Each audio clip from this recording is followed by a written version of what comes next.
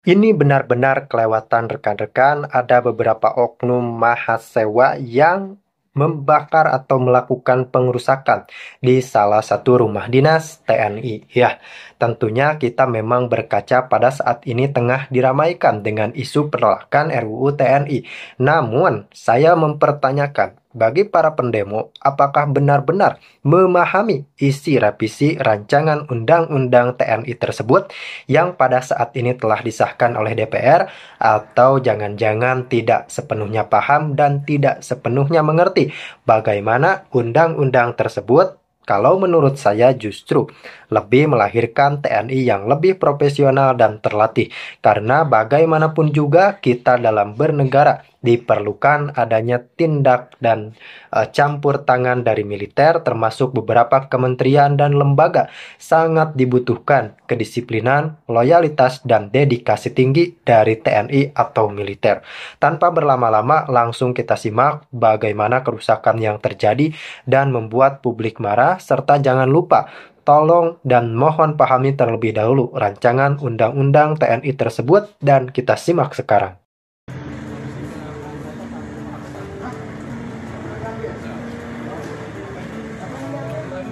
Sama HP.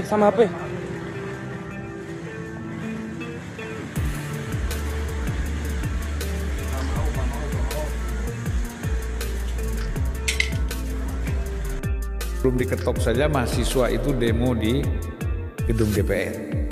Tapi ternyata sidangnya sedang berlangsung dan kemudian langsung disepakati oleh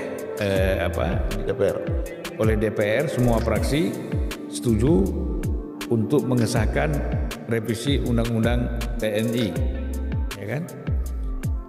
Nah, di dalam pasal-pasal ini, dalam undang-undang ini kan memang kita juga sebenarnya apa yang dipersoalkan itu kan nggak terlalu prinsip, ya. Hal-hal biasa saja mungkin, ya. Jadi ada 3 pasal penting dalam perubahan itu, yaitu pertama adalah pasal 7. Ada tambahan tugas operasi militer selain perang. Yes. Ya memang militer nggak hanya perang kan? Ya, COVID kemarin tuh hampir ditangani oleh militer dan polisi. Bahkan Kepala Satgas Nasionalnya Letnan Jenderal almarhum Bang Doni Monardo. Ya, benar. Kan dia kan kalau nggak salah BNPB ya? BNPB. Ketua BNPB kan nggak dipersoalkan kan? Tragisnya BNPB-nya waktu itu dijabat oleh Bang Doni Monardo, perwira aktif. Ya mantan dan Kopassus kan? Mantan Jandan Kopassus, mantan Pangdam Patimura, mantan Pangdam Siliwangi, dan Sekjen Wantanas. Ya jadi kalau kita lihat dari pasal 7 itu yang dipersoalkan tadi tugas TNI itu hanya 14, ini menjadi 16. Nah, tambahannya itu kan sebenarnya biasa-biasa saja. Ya, misalnya membantu dalam upaya menanggulangi ancaman pertahanan cyber. Itu kan apa sih yang dipersoalkan kalau tentara pegang situ? Udah jalan juga. Selama ini kan Maijen yang pegang, Mayor Jenderal. Terakhir itu yang menjabat sekarang Letnan Jenderal, Kepala Badan Cyber Nasional Pak Hinsa Siburian. Sekarang diganti dengan yang baru lagi setelah diganti, Pak Hinsa berakhir. Kemudian membantu dalam melindungi dan menyelamatkan warga negara serta kepentingan nasional di luar negeri. Kan bagus. Misalnya kemarin kan waktu ada sandera kita di Filipina, itu kan Kiflan Zen yang datang ke sana. Kalau nggak mantan militer. Kalau nggak Bang Kiflan tidak bisa. Ya. Saya pernah ke sana juga, Bang. Bang Kiflan di sana itu setiap sholat, saya pernah ke sana, Bang. Ya, Bang Kiflan di sana itu kalau ada sholat tidak boleh ada pasukan MLF dan MLP-nya Nurul Miswar itu tidak mau jadi imam, kecuali Pak Kiflan yang tidak mau jadi imam. Tapi kalau ada Pak Kiflan yang jadi imam. Ya. Jadi kalau kita lihat-lihat yang diributkan ini nggak jelas, ya. Nanti kakak mungkin bisa membahasnya. Jadi kemudian pasal 47 misalnya, kementerian lembaga yang bisa diisi TNI. Tadinya kan 14. Tadinya 10. Sebelumnya 10, kini 14. 16. Sekarang 16. Dan undang-undang TOK tadi 16. Jadi Badan Penanggulangan Bencana, Badan Penanggulangan Terorisme, Badan Keamanan Laut, Kejaksaan Republik Indonesia atau Jaksa Agung Muda bidang tindak pidana militer, dan Mahkamah Agung. Kementerian KKP dan BNPP, Badan Pengelola Perbatasan. Ya, itu kan hal-hal biasa sebenarnya. Tidak ada hal yang perlu dipersoalkan, yang prinsip. Makanya kita bingung, apa tujuannya demo-demo ini, protes-protes ini terhadap undang-undang TNI ini? Ya, Pak Jul, saya tidak kaget. Tapi hari ini kita harus memulai, kita bersyukur alhamdulillah revisi undang-undang pertama, revisi undang-undang ini sudah disahkan oleh DPR. Ya, itu dulu. Yang kedua, harus diingat bahwa ini juga supaya jangan dikira ini maunya Pak Prabowo. RUU TNI ini diajukannya sejak jadi dari Pak Joko Widodo. Jadi jangan karena Pak Prabowo ini tentara, lalu kiranya ini maunya Pak Prabowo. Tidak.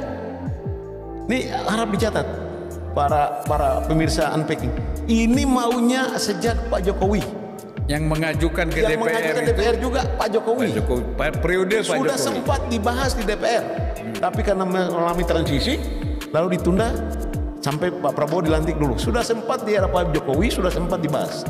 Jadi ini dulu supaya jangan dikira, ini kan ada teman-teman yang masuk, kami aktivis sering menyebutnya dengan kelompok LSM Menteng. LSM Menteng ini gerombolan LSM yang pokoknya apa saja yang dibikin tentara itu salah, apa saja yang dibikin TNI salah, apa saja yang dibikin oleh ABRI salah. Malaikat datang pun bilang yang dibikin ABRI dan TNI itu benar, tetapi di mata teman-teman LSM Menteng ini salah. Malaikatnya pun salah. Malaikatnya pun jangan disalahkan gitu lah.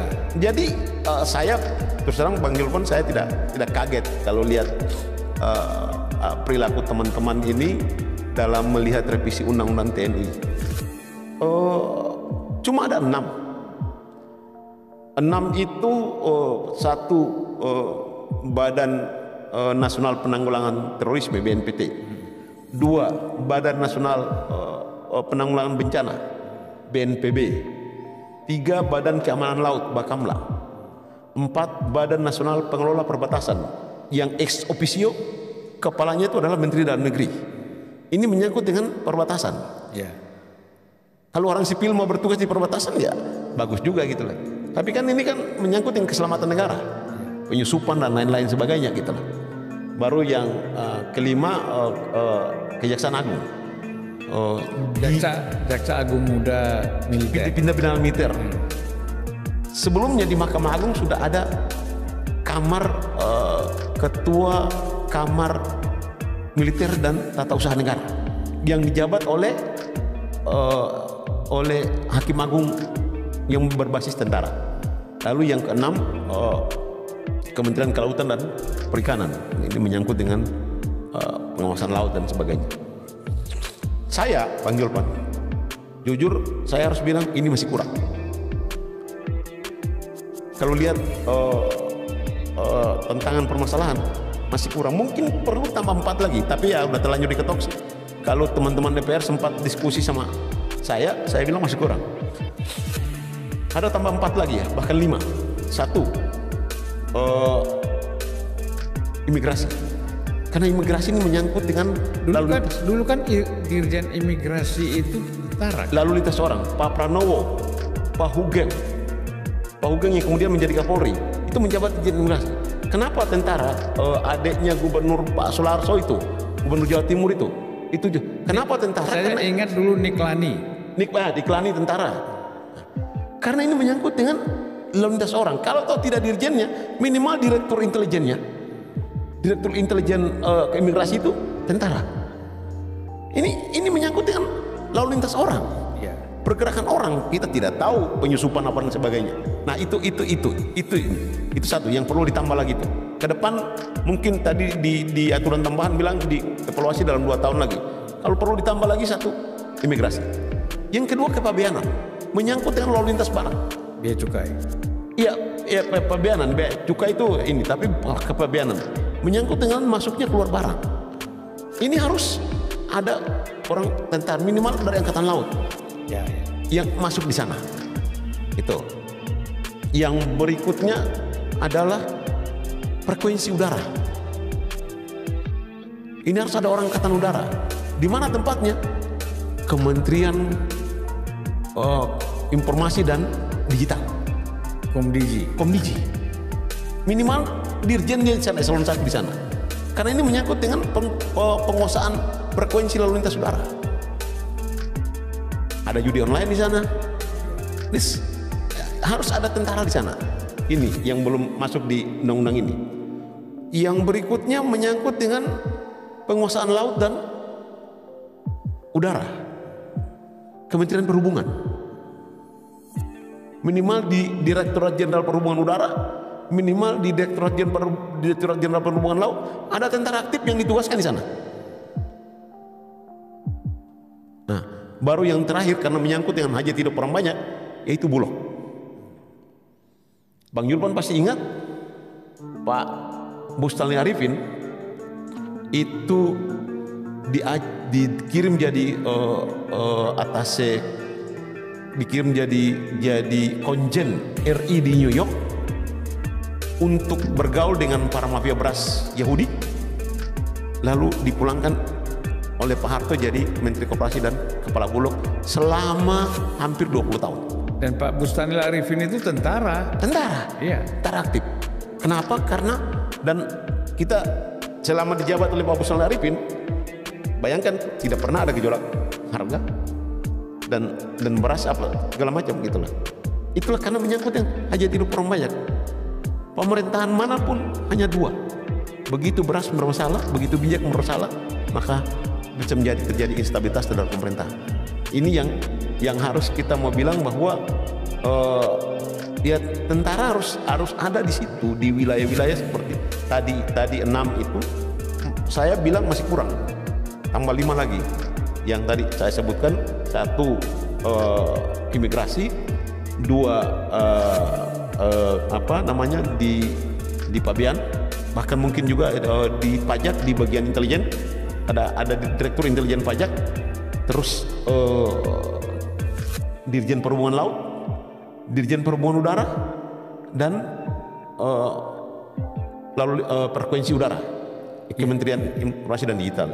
Sebenarnya kan begini Kak ya, kita ini melihat, kita kan reformasi itu sudah masuk 26 tahun. Bahkan kalau 98 itu 27 tahun udah reformasi itu ya. Nah, diserahkanlah persoalan-persoalan strategis negara ini Pada sipil. itu kepada sipil. Kan berantakan. Korupsi di mana-mana. Iya kan?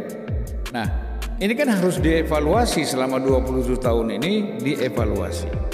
Nah, tentu saja coba diberikan kesempatan dengan sistem pengelolaan dan manajemen yang baik kepada TNI Polri misalnya kan.